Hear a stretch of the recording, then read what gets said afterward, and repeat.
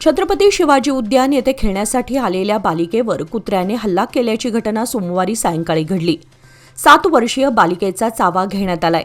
भटक्या कुत्र्यांच्या उपद्रवामुळे संतापाची लाट पसरली आहे। याच परिसरात रात्री आणखी एका महिलेवर भटक्या कुत्र्याने हल्ला केल्याची माहिती समोर आली आहे। मच्छे येथील एक बालिका आपल्या कुटुंबियांसमवेत सोमवारी शहापूरच्या शिवाजी उद्यान येथे आली होती। यावेळी उद्यानात असलेल्या एका भटक्या कुत्र्याने बालिकेचा चावा घेतला। आजूबाजूच्या नागरिकांसोबत कुटुंबियांनी त्या बालिकेचे कुत्र्यापासून सुटका करून घेतलं, परंतु बालिकेचा चावा घेण्यात आल्यानं ती जखमी झाली होती। तिच्यावर खासगी हॉस्पिटलमध्ये उपचार केले।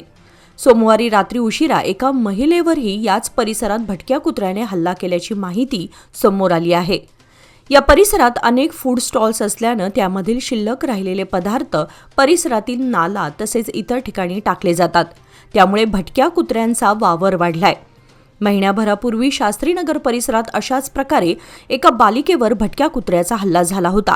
त्यामुळे परिसरात भीतीचं वातावरण पसरलं आहे।